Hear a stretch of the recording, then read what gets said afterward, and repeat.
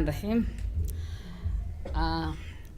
Waxaan horta aad iyo aad in mahad celinaya mudanayaasha maryooyinka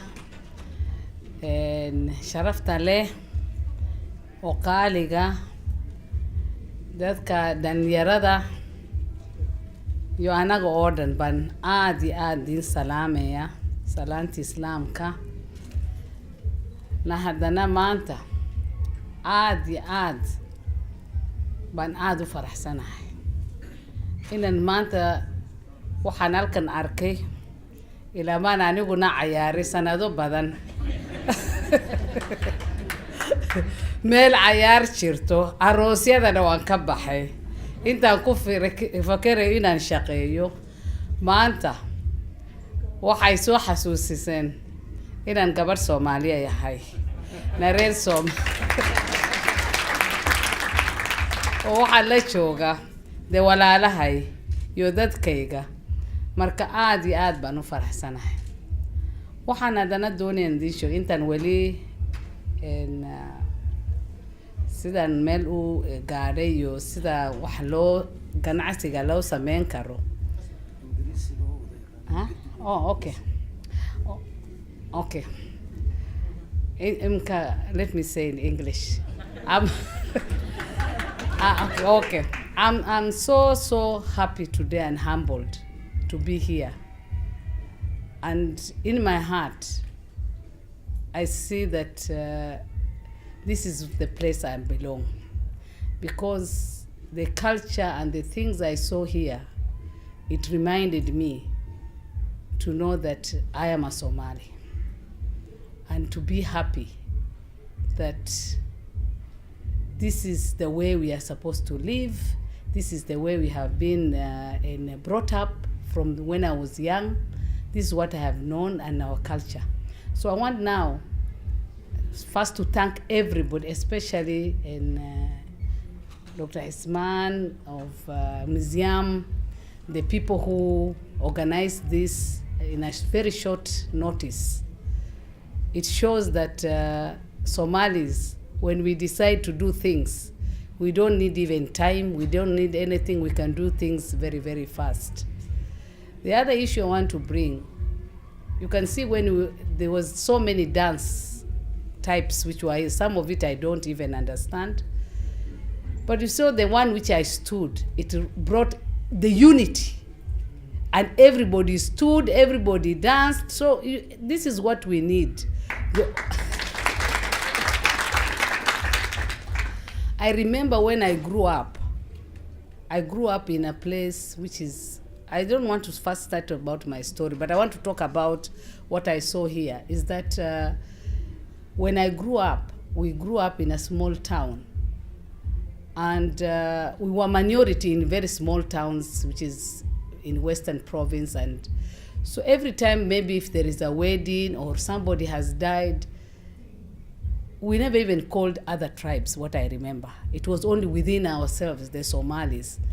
And one thing I know, I have never had anybody asking that this person is this clan or this one. What I know, a grown-up auntie, she used to be Edo or Havariar. On the side of, and when we talk about any old man or who is, if it's a man, it should be Ader or Abti. But if he's much older, to be my awo, he's my awo. I have never had anybody in our times to say that, who are you? The other thing I want to say, that culture of Somali was very, very tough the time I was brought up, is that the children were for everybody. Everybody is concerned.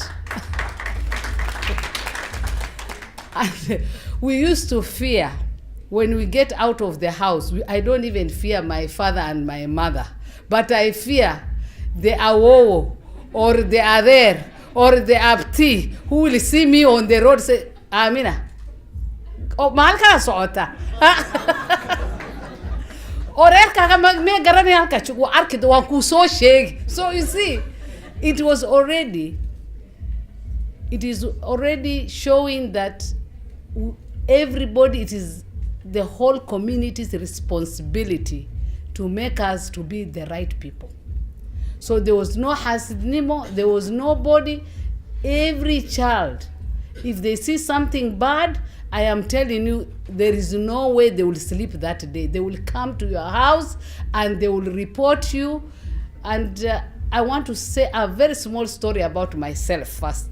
I was very naughty because I was being taken to Mal'ama, and those times, the Ma'alins who used to teach us, Ma'alin always used to have sticks. They tell you, say alif, they are beating you. So I decided, when I leave my home, first of all, my mother will not allow me to stay at home. We have to go to Ma'alim's place. So I decided, instead of being beaten, I decided that I go and stay to some of my Havarer's house until the time others will go. Then I go home. So I think I managed 1 week to be in those jokes. After 1 week, Ma'alim came to her house and told my mother, what I'm asking, did you remove Amina from Madarasa? She said, no. She comes. She said, no, I don't see Amina. I see your other sibling, but I don't see Amina. So my mother wondered, but she goes to school. She goes to Ma'alim, my mother every day. So when she asked me, what happened? Don't you go to Ma'alim? So I started lying, said that Ma'alim came here. So you have to say the truth. And where have you been going? So I said, I've been going, I think my auntie that was called Weris, I go there. She said, you mean you leave your house? You don't go to the madrasa and you are in somebody's house? And that is again another Havarier's place. And she says, you go there. So I was stopped even to go to Mal'ama, and even my other sister. So what I'm just trying to say, right now, if anybody sees another person's child as a problem, you will not see somebody going to talk about it, because people are fearing what that mama will talk about. Why are you coming to tell me about this? So I think, first of all, for us to be unity, we should bring back that culture. If one bring that culture, I think we'll be on the right path. So that's what I wanted to say, just because of what I saw, that we have the problem of disunity. Let's work together, because we need each other. Forget about within Somali. I want to give you an example. It's like recently in Kigali, all the African countries, actually 44 out of, I think, 53, have already signed to have one market, single market, customs market. If you produce goods, let's say in Kenya, you will be able to supply your goods to the whole of Africa without taxes. Once it has been taxed in one country, there's no need. So that means the competition is leaving to be in one country. So you're going now to fight markets for the whole country. So what I want to say, the business has no barrier. It has no tribe. It has no what. Where you think you can do business and you can speak to people, you can do things, let's open it for everybody.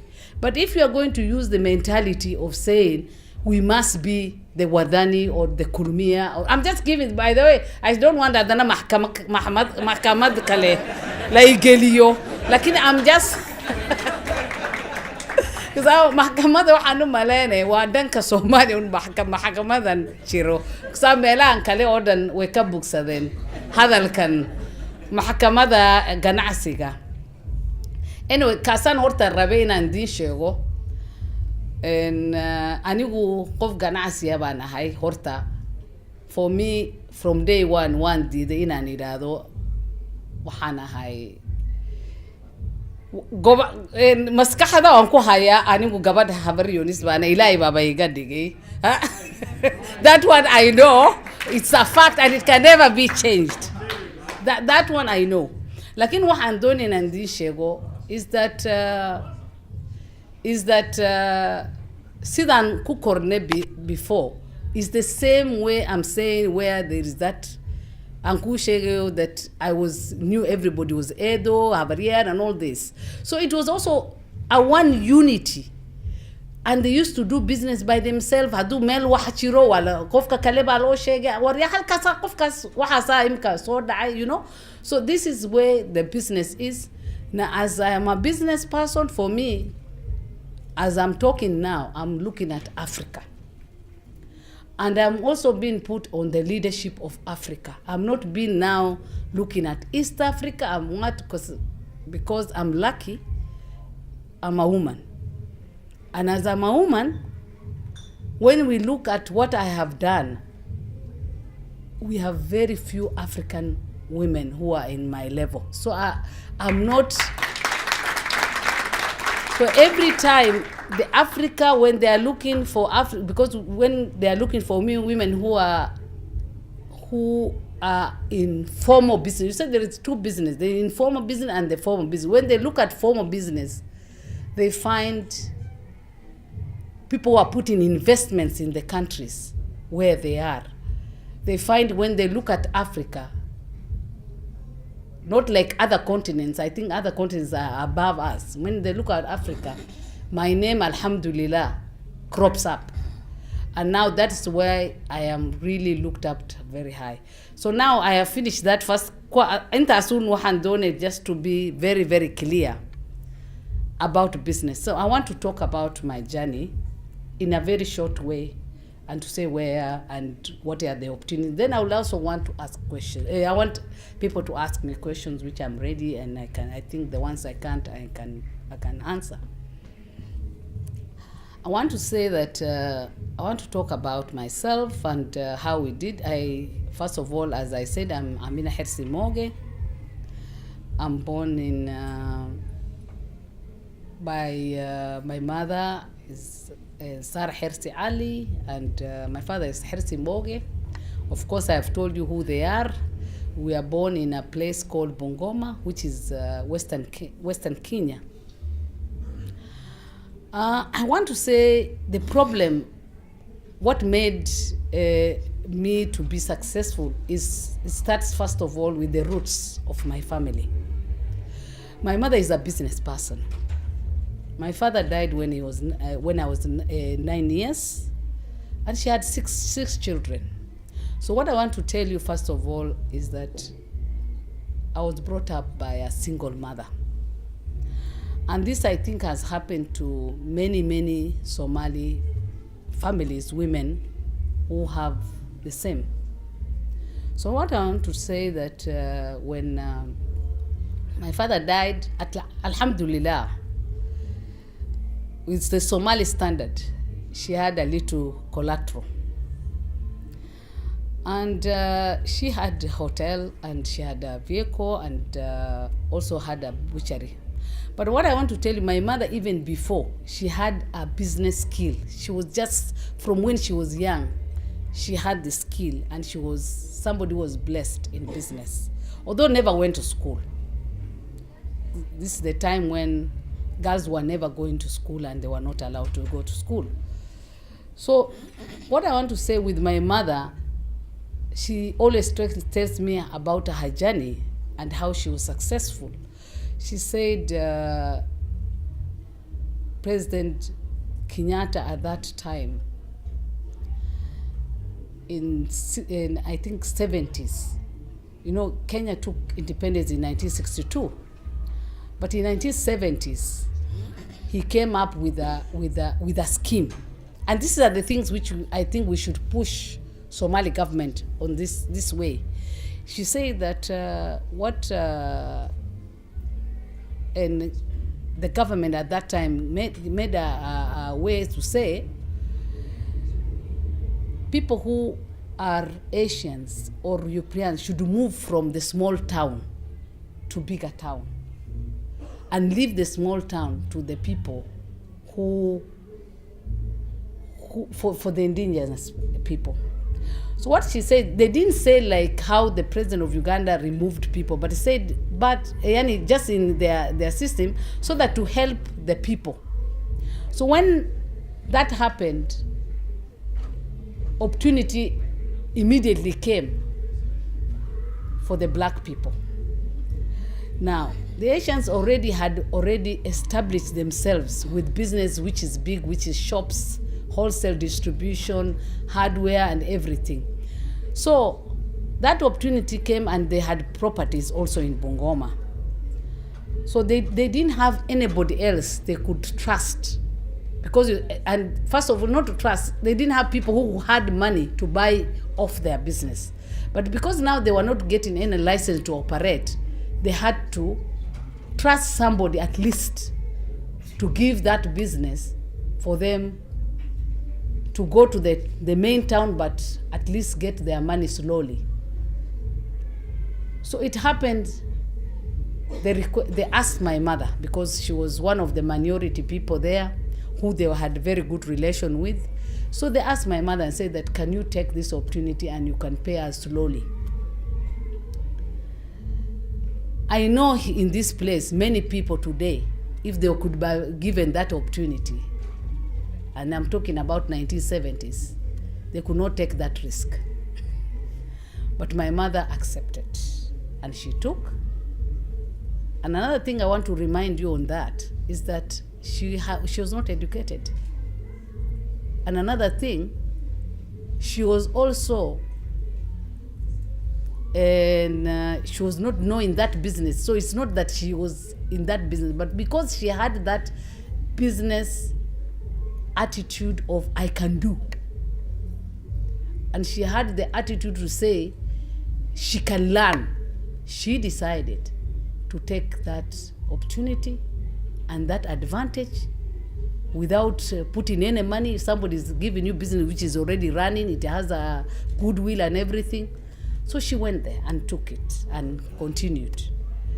So that is what I'm telling you. For me also to do big things, how I got collateral is, and when I say that these are people who are conservative and they accumulate wealth. So you should know now how she moved. She worked very hard because she knew that this is a lifetime opportunity, and she expanded her business. And Alhamdulillah, and then now again there was the government itself again, had also given money to the banks as a grant to give it to small business setup of the Africans to help them to because they knew that they have come from independence, colonized, they don't have money. So the bank managers were the ones coming to talk to my mother, come and borrow money, and you'll pay it slowly and all that. So you see, at least at that time, the government at that time realized this is the only way to empower the people and to increase their livelihoods. So I don't want to talk much, but I just want to say the foundation where we came. Then my mother decided, she did very well. So I had my late sister who passed away, but she was almost like 11 months ahead of me. And we were like twins. And I have a brother, we are 6 siblings. My brother, older one, is older. Then me and my sister, then there are 2 boys and one girl. Right now we are survived with 4 of us who are alive, but 2 of a brother and a sister passed away. Now what I want to say, my mother decided, as any other African families, that the girls will not go to school. And will go to school up to Form 4, but she told us that even if you bring what grade, you will not go above Form 4. But I need you to come back to do business.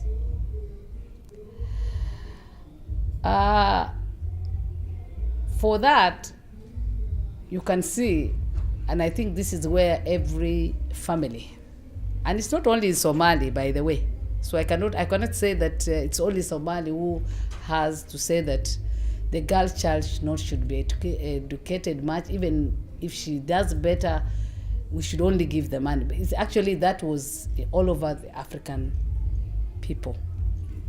That's what they believed. And let me tell you, I also analyzed afterwards, and I realized there was thinking is that the girl will definitely get married. So why do you spend so much money to the girl child? Alhamdulillah, for me, on my side, I think Allah had put me on that journey.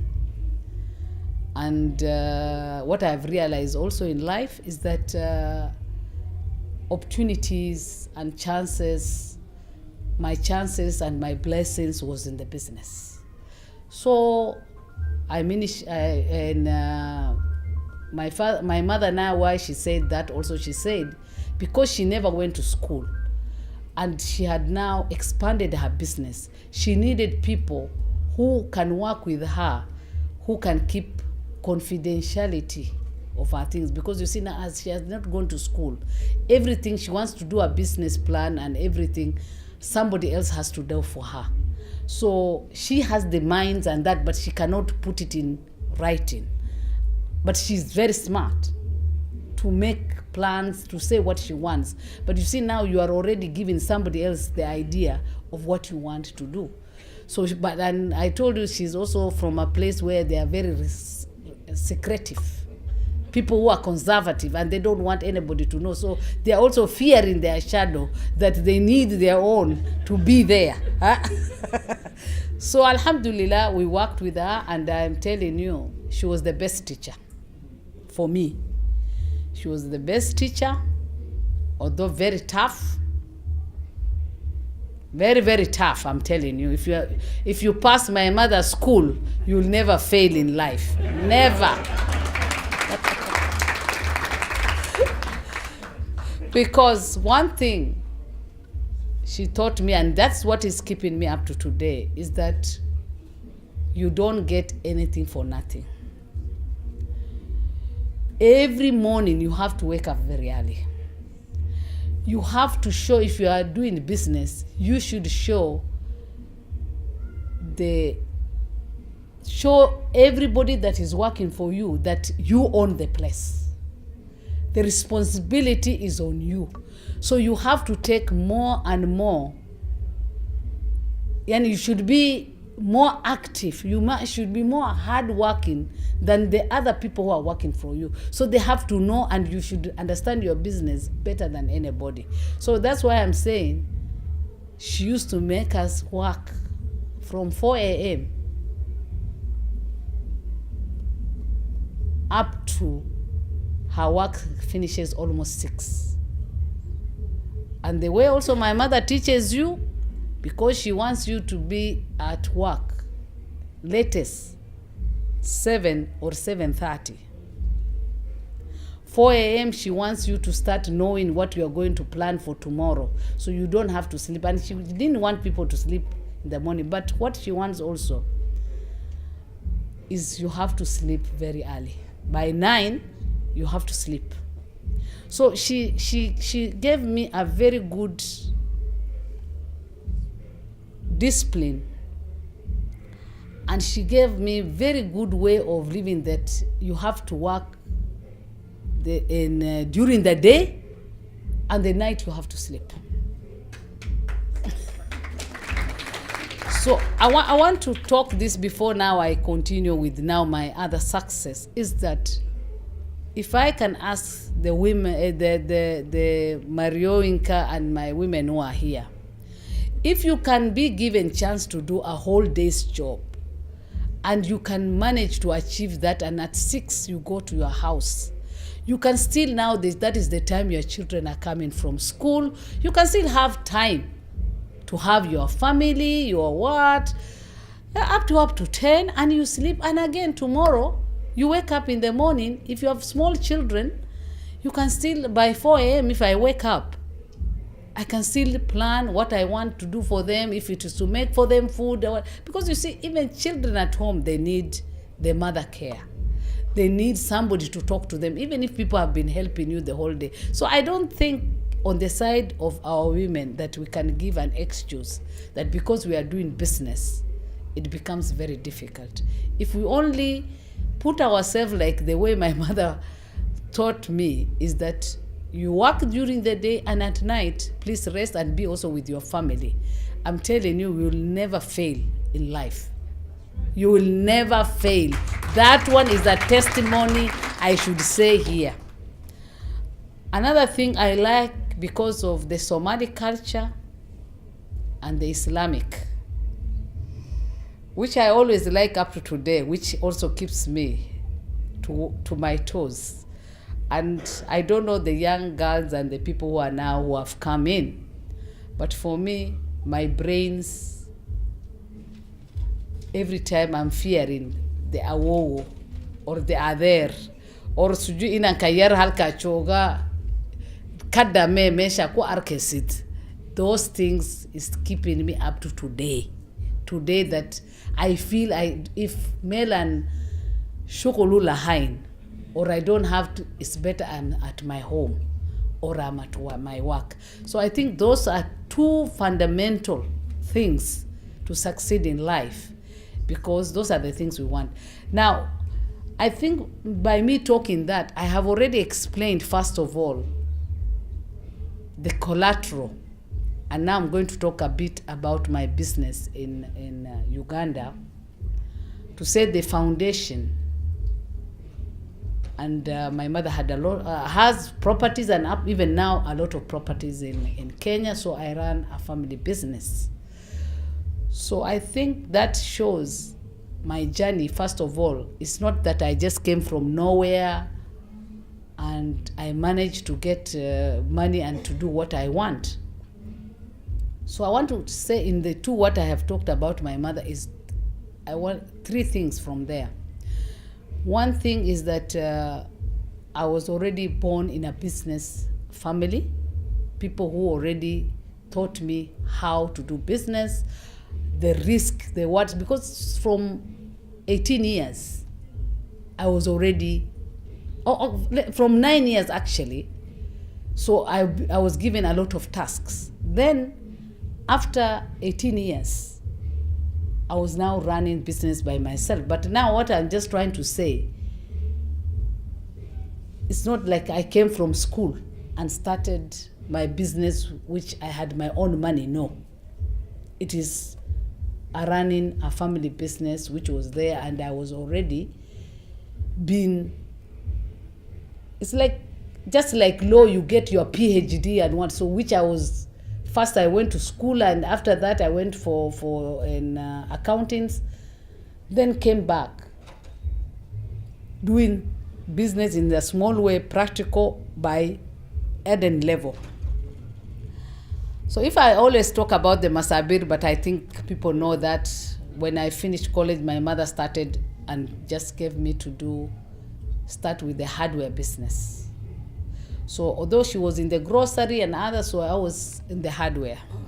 So I did the hardware business where I was started, I said, with my Sabir. Then Alhamdulillah, 2 sugar factories started in our area. And when that sugar factory started, they said they want to help the people in the community to do business. Alhamdulillah, because I went to school in that area, so the people who were employed mostly in that area were people who I went to school with them. And some of the girls, I was in a girls' school, which was very big in that western province. They also went, and some of them were married to maybe the bosses and that. So it's like you give business to the people you know. So, and that is how they started putting me now to get out of the Masabir issue, and also now telling me, Amina, you can do this, you can do this, and they were giving me ideas. So I did very well from there. Then after that, we got the opportunity where there was a boom in Uganda to sell goods, especially the country from 90s now, it was now getting out of the problems, and they wanted to build their country. So this is where I want also other people to know that also now there was now a new opportunity which has come for me. And this is where you see when opportunities come, if somebody was doing, let's say you have been doing restaurant only, you don't think about, can I also do this? So I took the advantage, and because also I had a lot of relation and people I knew in Uganda because of us being in Hududka at the border. And I want to remind you people a bit about Uganda and Kenya. From the time of independence, and I think even earlier than that, those countries were East Africa. It was one country. Tanzania, Uganda, Kenya. Even in universities, when you could pass, let's say, you are in economics, like the former president of Kenya, Kibaki, went to school. He was taken in Uganda. He studied in Uganda. And Museveni studied in Dar es Salaam. So it was, the currency was one. Like person who, like me, was at the border, if I could take a train from Bungoma, I just hear that I am in Tororo. So there was no border. So if you see that I am successful in Uganda, it's already, first of all, we were already integrated people. We knew each other. We were doing business together. We knew each other. So it was not like, as people think, it is a foreign country to me. For me, in fact, I think I'm closer in Uganda than Kenya. Because Kenya, let's say where I am in Bungoma, to go to Nairobi is 500 kilometers. But if I want to go to Kampala, it's just 250 kilometers. So you can see it is very close. And not only that, from where my town is to enter the main gate of Hududkaya, Uganda and Kenya is Malaba. And that is only 33 kilometers from my home area. So, and if you look at the rain pattern, everything, the people who live there, they are all in both sides. So what I was just to tell you, it was a very easy place for me to do business. Alhamdulillah, we did, and I opened a hardware shop there, which was very good, one of the biggest in bringing distribution of cement. And why I'm saying that is that because Uganda did not have industries. The industry started almost like 1998. So I was almost the one who was like net supplier of so many things, sugar, cement, everything. And I had a very big network of distribution. So afterwards, when I saw that the country has become okay, I got a tragedy in 1998. Although I was doing now very big business with Uganda, I got a tragedy and I lost 2 daughters on road accident. Alhamdulillah, the same car was not carrying only my 2 daughters. It was carrying my 3 children. And one was my son, who was the youngest, 3 years, and the girls were 5 and 7. And it was too difficult for me because I realized it was, what have I done? What have I done to Allah that I lose 2 children immediately? But I prayed and asked for forgiveness. But because I was somebody who was well known in Kenya, people were still every time giving me condolences, making my mind every time to be very negative with life. And which I think sometimes we human beings, some things makes us to be, until you can think this is like end of you.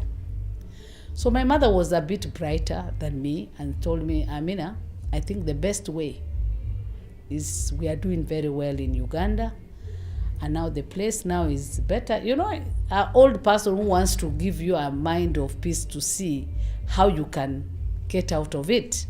So she said, I think is the best way is you to go to Uganda and set up a business. Our business, instead of us doing briefcase business, can we now start the business there?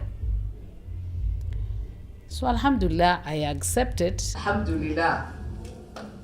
Allah also, Wila Captain, and Alhamdulillah, I managed to get my title in the fake name, but immediately I had signed with the guy that immediately I will pay you your money, you sign and I transfer. So once I managed to transfer, but immediately it didn't take so much, because you see this thing also was being fast-tracked so that the buildings, and so the thing was so good that everything was something, at least if you have an investor who is very fast, everything should be fast-tracked. Like how you go to an airport and you see how things are being fast-tracked. So it was fast-tracked. So what I want to ask you questions here is that how many people could have taken that advantage? How many people could have taken that wisdom and courage to say, this is actually I can do? It is very difficult, especially in Africa. Difficult. We will say, we will have two opinions. We will look at the risk. My children, my father, my who, Sujui, can I ask my Edo? Can I ask my Apti? I want, many, that one, these ideas, although I was the student of my mother, but I knew I was student in the hard times. But now this one needs a lot of courage. If I tell her what I'm doing, immediately she will say it will not work. So I decided this one, the way I'll go to grave alone, I'll also go with this one with a grave. So Alhamdulillah, after that, I realized that the two plots I've taken, still I have to go to His Excellency and explain to him that actually I am the entrepreneur, I am the investor. And I decided in my heart that even if he decides, he says no, Amina, you did not say that you don't have the capacity, Alhamdulillah, I would like it to lose. But Alhamdulillah, I told myself, at least I will have attempted to see that I can do something. So I went, in life, let me tell you what I have realized, is honesty is a very, very big thing. You see, when you work with people with the truth, with the honesty, people will really believe in you. But if you want, I knew I had lied. And I knew why I lied, because I could not have been given that chance. But now that I knew that I have everything in my hands, in my heart, because the way I was brought in a truthful place. People who were very clean, and everything is open, no hiding. My father never hid anything from my mother. Anything he got, he just gave her everything. You have it. You see, so I was brought up with that confidence, and I realized I cannot lie His Excellency that I am not the owner. And yet, one of the plots is just next to him. So at that time, Alhamdulillah, I never knew him very well, but I had people from his people who knew him very well. So I made an appointment, went to see him.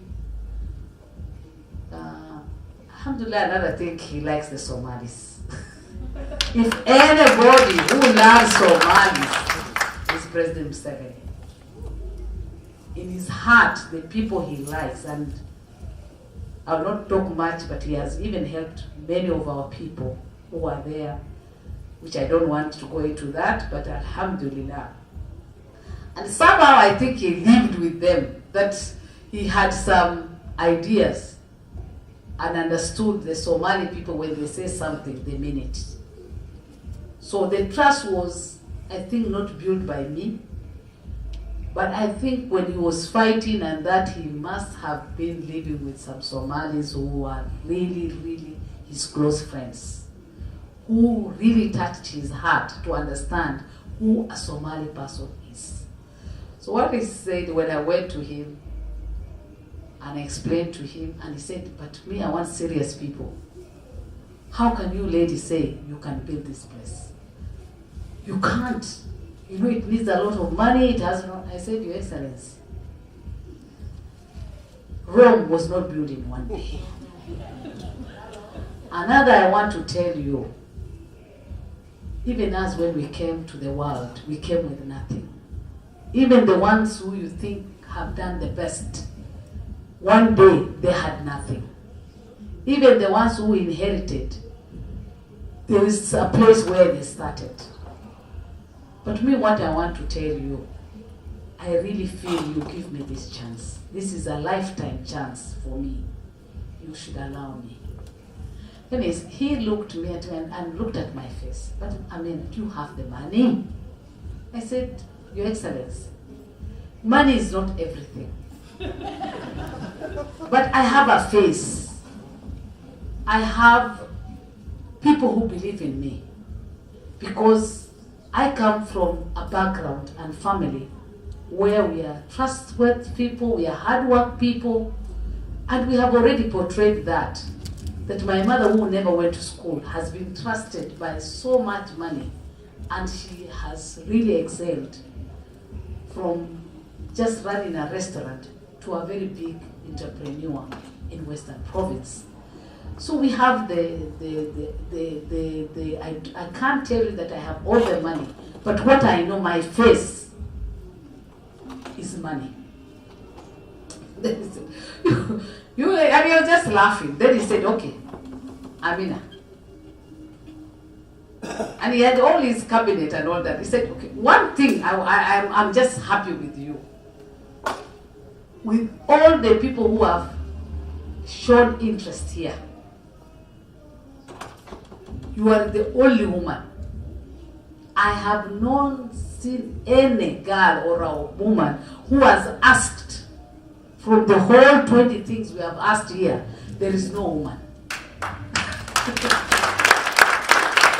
So, because of that, I know it's not possible and you will not do it. But let me see what women, how much up to where will they reach. So I'll try and gamble with you. So that day was like I was born again. When I left there, it's like the whole world. And I started calling people, and people, my friends, my close friends, I said, now I'm out of poverty line. Huh? And this is a true story I'm telling you. I am out. You see, the faith. Because you see, it was the best of the best. So I want, alhamdulillah, it was given. I didn't know that other things are coming now to me. I finished with His Excellency as agreed. Now I didn't know that I'm a Somali lady. And I'm a Somali, and Somali also has another problem, which is going to give me more problem than me explaining that I can do. Now it came people who were really looking for those plots were told that actually the person who got the two is this Somali lady. And alhamdulillah, at that time, I was not known. And let me tell you, it's good when people don't know you. Like now, you know, I can't hide. So, people, when they were told it's a Somali lady, Somali? I don't know how many people have gone to Kampala. First, let me ask, how do they know Kampala? You know Kisenyi, right? You know how Kisenyi looks. Huh? So when they were told Somali, first people, and you know that is the prime area where the British High Commissioner residence is, where the Indian High Commissioner, all the top residents in France, all they are there. That's Nakasero. Is Nakasero Hill, the best. Oh, they started now saying, this lady is Somali. She wants to bring here Kisenyi? Huh? What does she want to bring here? She wants to bring here Kisenyi? Now all the Europeans, they went and said, we cannot allow. We cannot allow. She has to bring her what she's going to build. She has to bring. Can you imagine? You are being subjected to go and show what you're going to build there. Because you are a Somali. So I went, because you see, I said also, I became very, very clever than them. I decided. I want to show the in Somali Mahma, I don't know how we finish. Zoksida, dentisa. Mesho kuchi royali dentisu garanaya. Magari no. Waina adibuda santa agamanta garatit. So what I did, okay, I just said, okay, in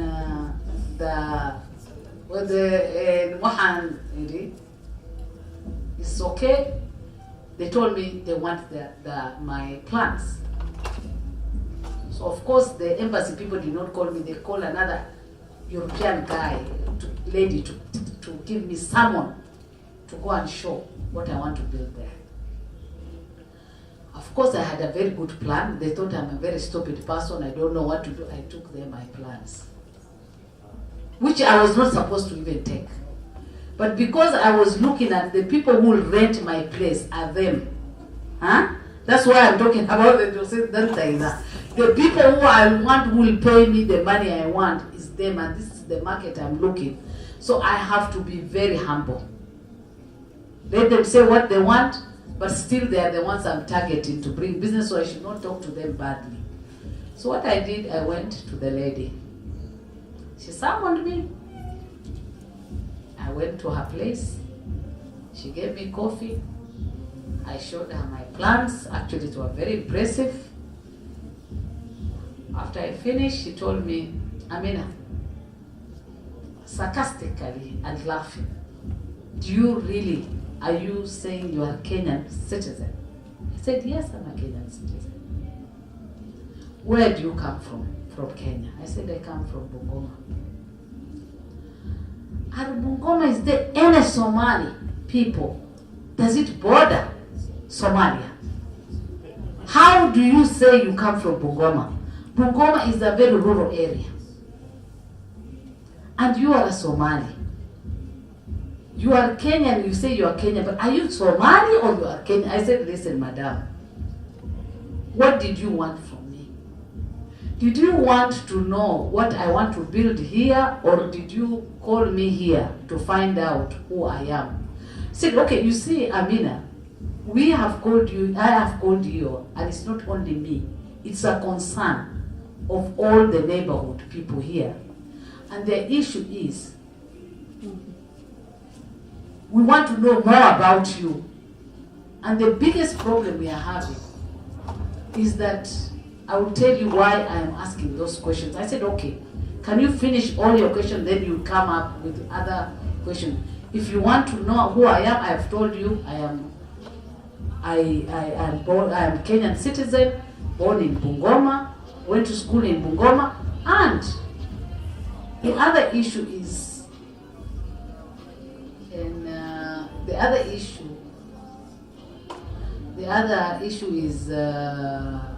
who is this?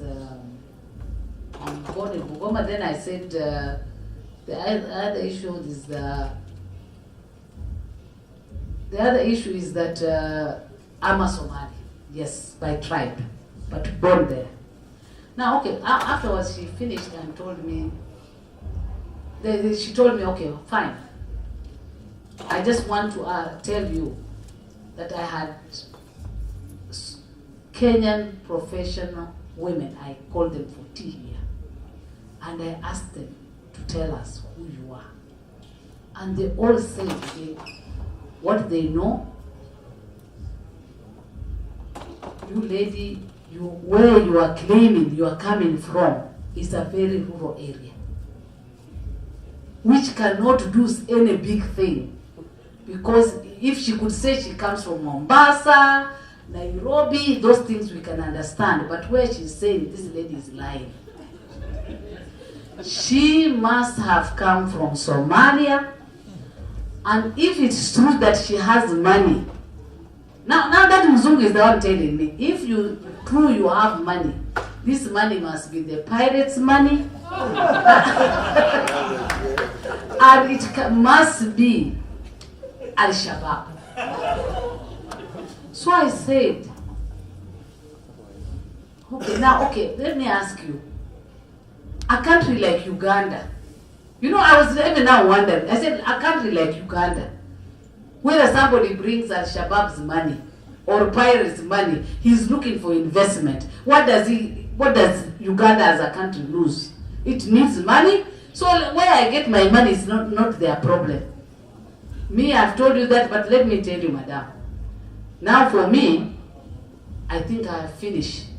And these fellows who told you that I'm not a Kenyan citizen, please tell them to take me to court. And if if you have more cases about the pirates' money and Al-Shabaab, please, the courts are there, you can continue. After that, she told me, and I just decided now to go. Then she said, okay, Amina, go, but don't think in your mind that you think you'll come and clean your dirty money in this place. And another issue you should know, Al-Shabaab are cleaning everybody, and we know why you want to come near us, to clear us. But we will not allow. You should know that. Okay. I said, go. I just stopped, but I had gone there because of looking at the market. That's why I went. Otherwise, I think I didn't need to go to see her. So I went back. But I was very confident because you see, if you know you are not doing something wrong, why should I be fearing Al-Shabaab? From that day, you know, I was really a Sijui who doesn't want to know anything to do with Somalia. No, mimi Sijui, nini, no, I don't want to know. I speak my language and I don't want. From that day, I decided to be Somali because I said Allah made me a Somali. And I cannot fear about the Al-Shabaab, I cannot fear about the pirates, because this is one way of denying me the blessings and what Allah has given me, to be scared that because I am a Somali and pirates what. So Allah gave me even now more confidence and to tell anywhere I see, I say I'm Somali. Huh?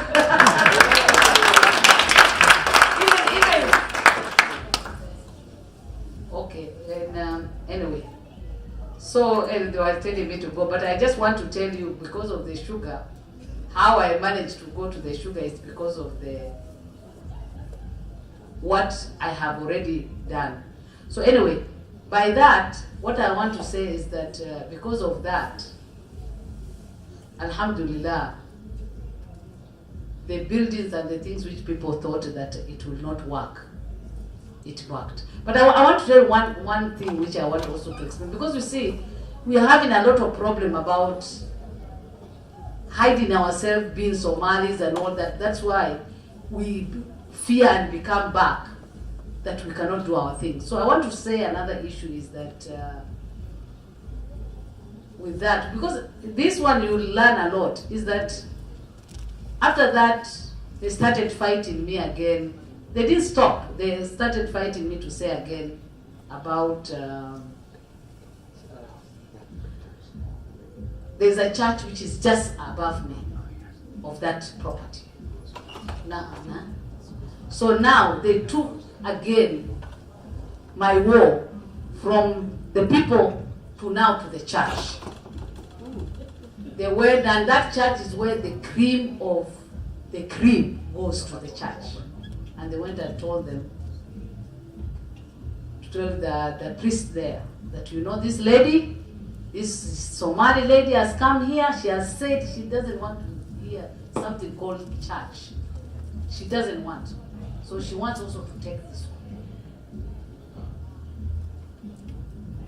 Hello?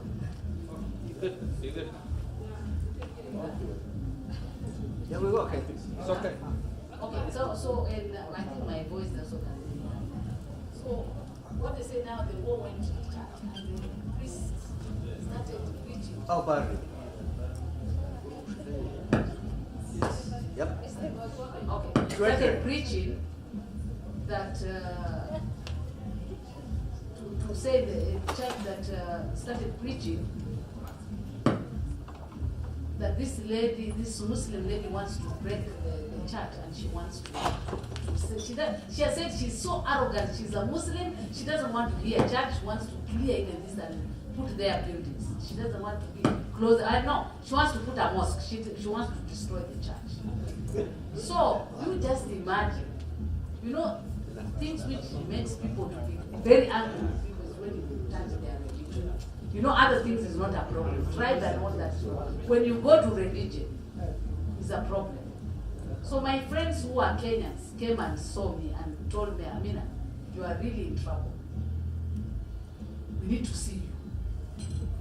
So I called them. I said, come and see me. These are professionals and people who know me, who go to that church. I said, Amina, you are in big trouble. All the sermons today were there. All the sermons, we have been there. The sermons is that we found all that the sermons, they were saying that the arrogance which I've said. So now I said, now what do you want me to do? Because now if this guy, he knows very well what they are talking about is lies. When am I mad to go and finish a church to put a mosque? Am I mad? Then he said, but madam, we are telling you, you have to do something. Then I said, okay, can you give me, what do you think I should do? He told me, we want you to remove your hijab and go to the church with the coffery and take money to tell them you are not a Muslim. So that you can, you go and say you are not a Muslim. That is only when you will manage to take this place. Otherwise, everybody is angry with you. So then I told them, you mean I remove my scarf, I go to church, take them money, and tell them I'm not a Muslim? I told him, listen, you people, I want you to get out of my place because the priest is a human being like me. He will die the same way I will die. When I go like that, who am I lying? Am I lying the priest or am I lying Allah? I will not go. I'm a Muslim. I will remain with my hijab. And for you, if this land has to go,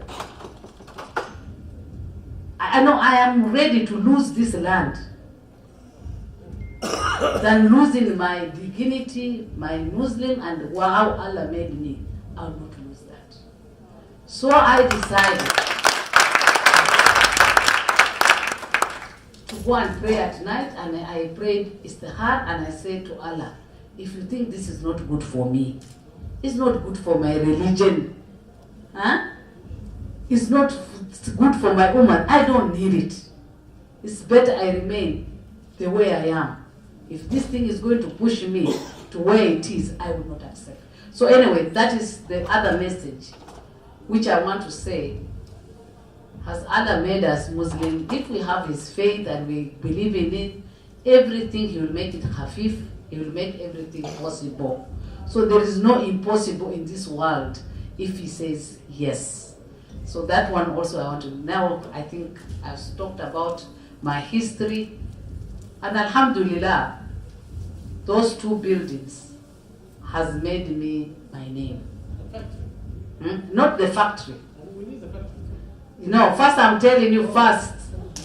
You see, you must have a foundation. Now, those two properties are the ones which made me my name. And the Al-Shabaab name disappeared. The pirates' name disappeared.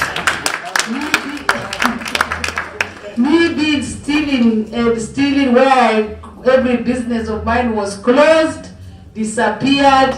I am a brand. And everybody calls me a brand. And Alhamdulillah, I'm a brand because I decided to remain the way I wanted to be. If you just imagine, I could be lying. To lie to the president the way I had lied before, and I didn't go and tell him the truth. If I could have gone The guys of the church, I go and tell them the lies. You see, I don't think I could have reached today even to sit and talk to you.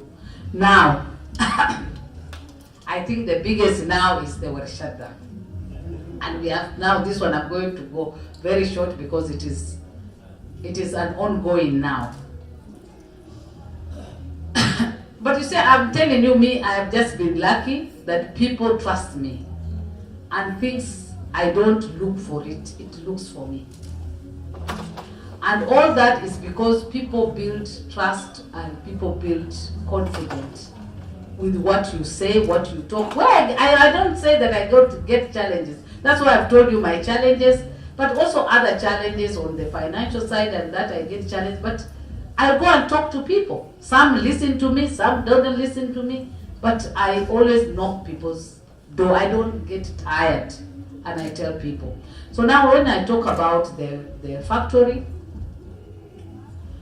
my factory is in northern Uganda. It is 470 kilometers from Kampala. But it is on the border of Uganda and Juba. It is just 200 kilometers to Juba. 200 kilometers to Juba. So you should know it's more closer to Juba than Kampala. But again, from where it is to the border is about 450 kilometers. So what I want to tell you from there is that I don't think I could ever thought of going into putting a factory. Because you see, factory, like let's say the sugar is grown in the fields. A place like, let's say, Dubai, you cannot plant cane. You must have land which can grow cane.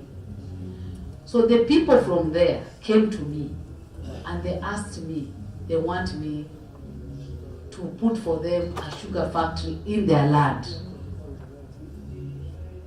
It was a very big challenge, and because the problems I went through with the building my other properties in Kampala, it was a very big, difficult decision. Again, the area it is actually like Somalia. It's in northern Uganda, but it has also had a lot of war, and that's why they never used to get any investor. It's the best place for agriculture, but they could not get investor because it was a war area, and people find every investor from out feels it is risk. So they tried, I think, everybody, many people, but it did not work. So they came to me, and then somebody from opposition is the one who was looking, because that area is opposition. We don't have any people in the government. But the guy, because I have good relation with them, because you see, when you are a business person, you need everybody's money. For me, I don't care who it is. So I work with everybody, and even the government knows about it. I work with everybody because for me, I look for business. So the guy came and looked for me. He tried so much to convince me to go even and see the land, even if I don't want to take it. So it took me 1 year. But the guy, every time, he's coming to me and saying the land is not even his, it is for the chiefs. And they have narrowed on me. So what I did, after 1 year, I went to the place. That is 2013. When I went to that place, first of all, there was no road after Gulu, I think, 200, it's about, I think from there, about 70 kilometers. But that it was so difficult because that whole area, it was raining, But for me, as a business person, already when we started going to that side, going to the side of the Sudan, I realized, Maisha, it is a very different area. As a business, I just saw that this is Medina. Very nice. So me, I was enjoying. But for them, Magadina. I said, please, now we are not going to go back. We are going, we will go, we'll finish. But we are okay, alhamdulillah.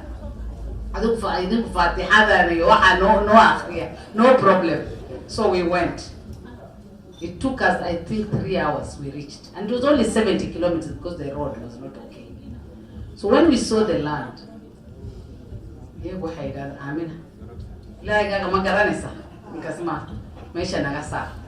and don't even think about it.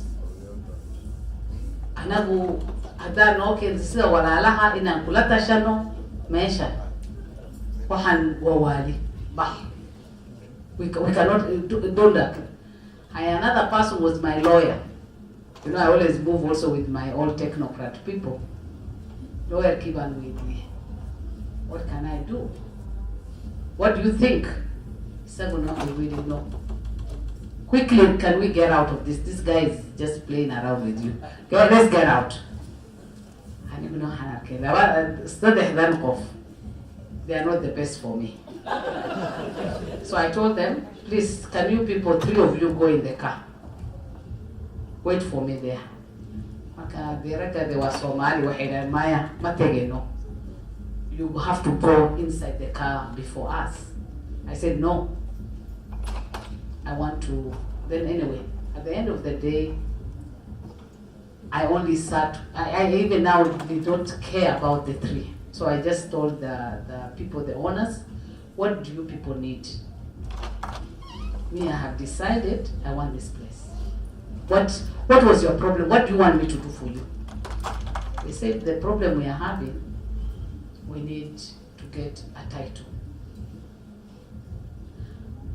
But I said, then what is stopping you to get it? We don't have money because we need to survey the land. It's about 30,000 acres.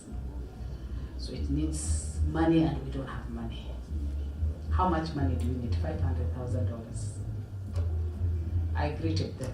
I greeted the chief of that, the owner of the place. And I told him, tomorrow you get the money. Come. Tomorrow you get the money. So everybody saw there that this is craziness. For me, in my heart, I thought of 2 things. I said, these people, where they are, the River Nile was passing everywhere in that land. River Nile. It is the best of the best for agriculture. Rainfall is too much. So what I said in my heart, business has risk. Business, opportunities come, it has a risk. Alhamdulillah, that money you can pay.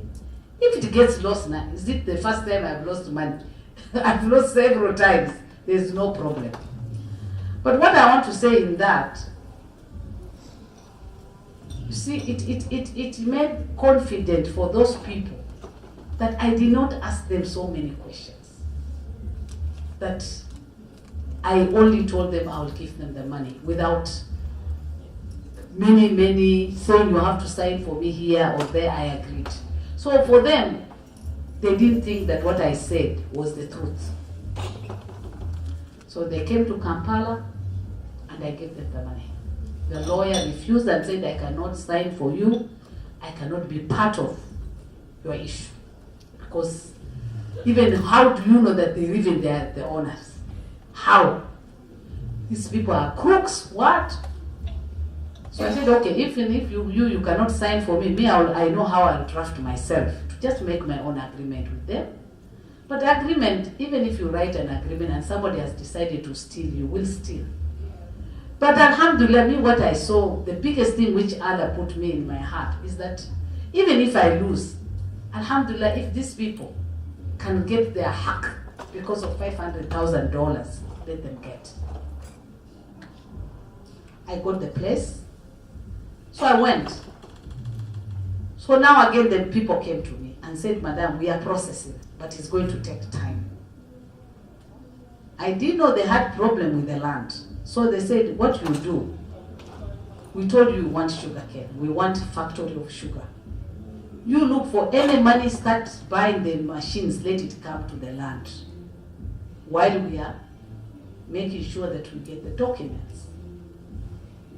So you see now they have got crazy people called Somali. You know, Somali, we never look very much. Oh, now you want me to bring the machines very fast. Okay. Immediately I go to India. And I don't have much money also. I'm gambling.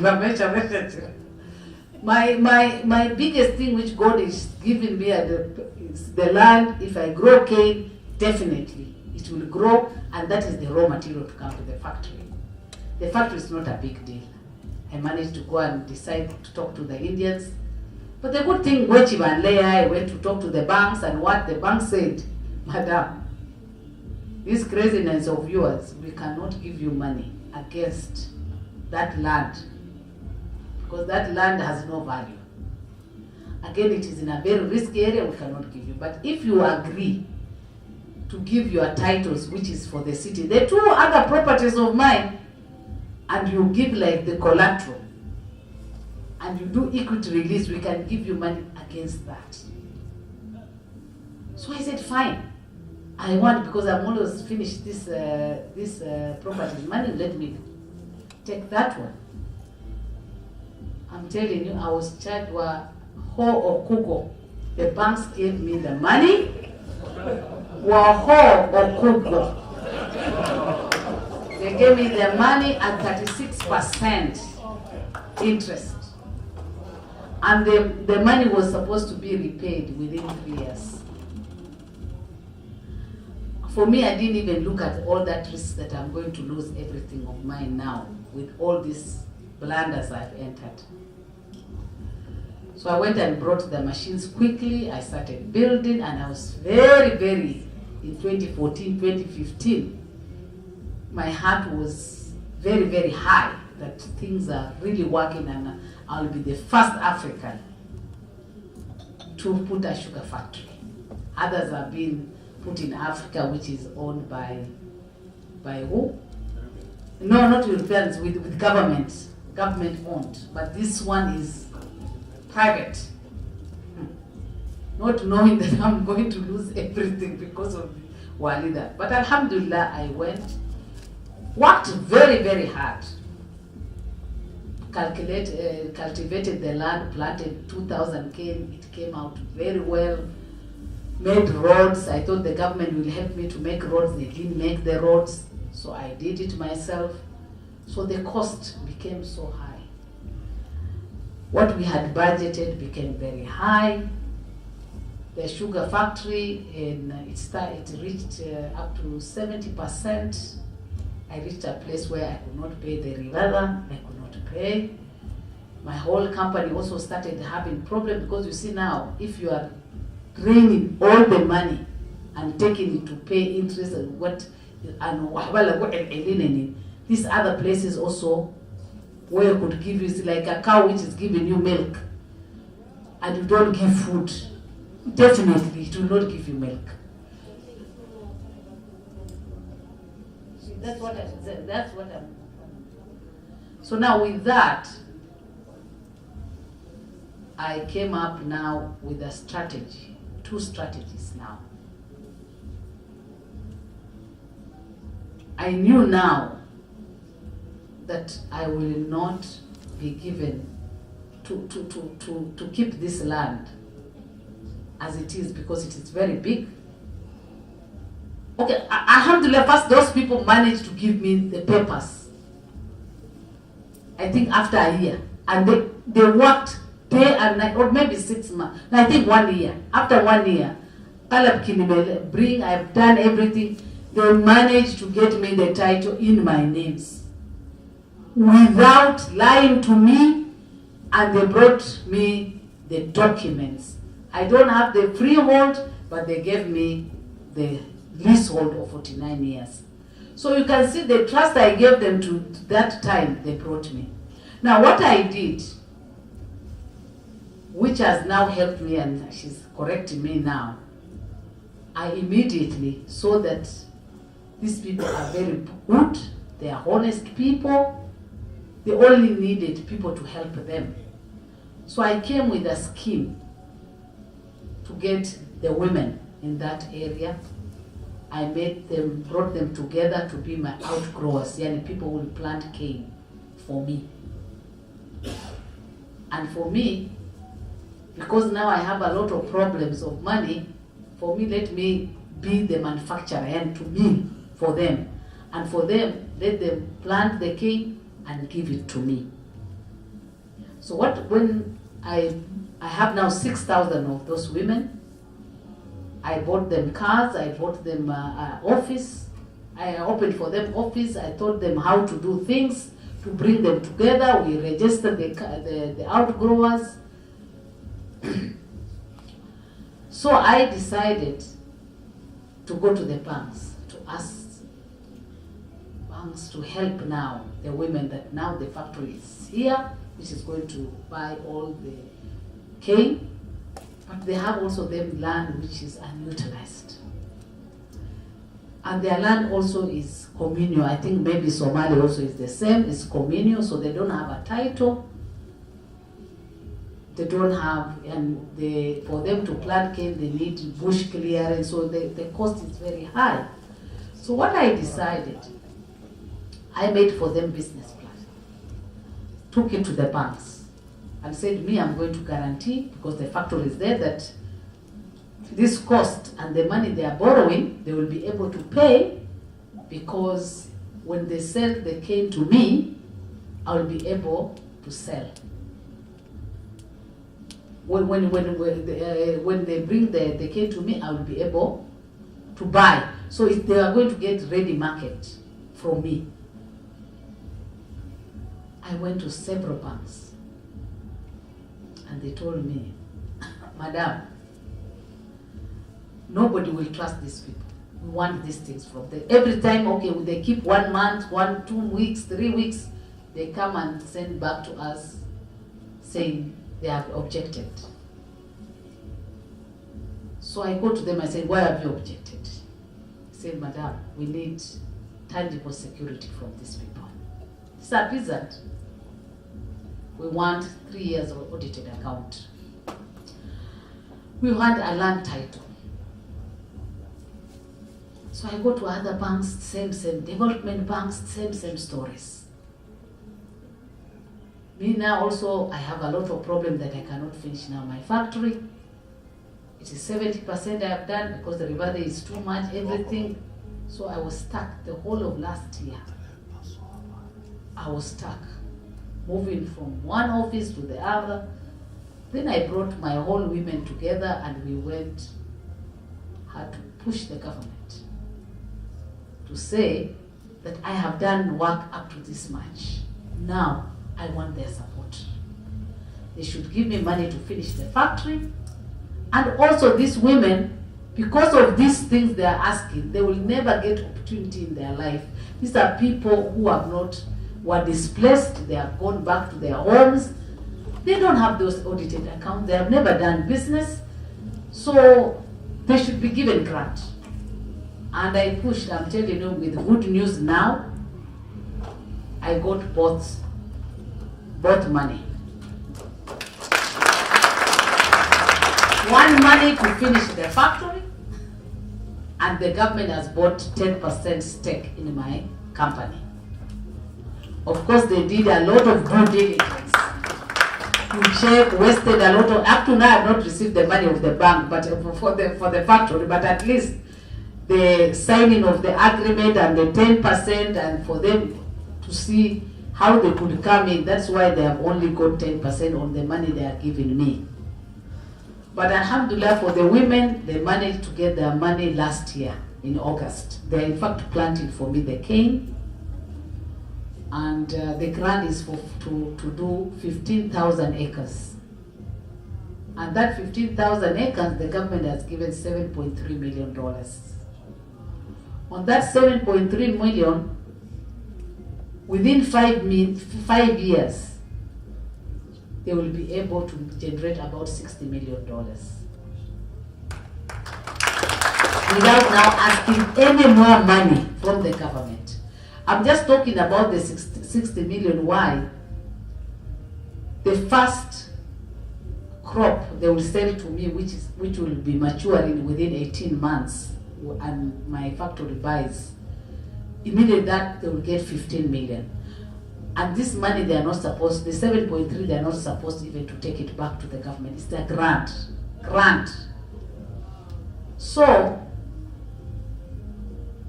that 15 million, then you know cane is just like grass.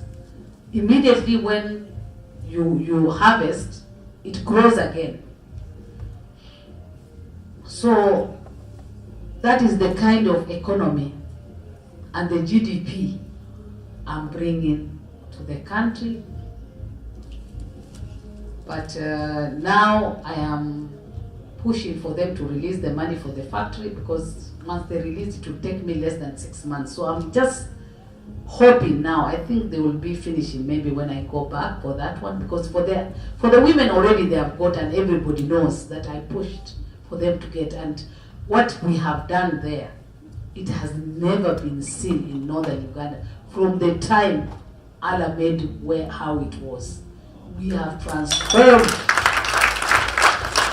The transformation is there, is like transforming a whole country, because that place is big. 15,000 acres is not a small acreage. And it was bush. There were no roads. You find the roads. The place looks very well. Now, that is the one I'm talking about. And I think I've said all my businesses and my challenges. So I think on my side, I've said, talking all about myself and how I have reached up to the place. So that's what, and anyway, the last thing I want to add, it has put me on the map. Even the meetings I've had in the Commonwealth, the meetings which has brought me in America, I am now talking, I'm being put on the leadership of how do Africa solve their problems. So that is what I finish. Salam alaikum.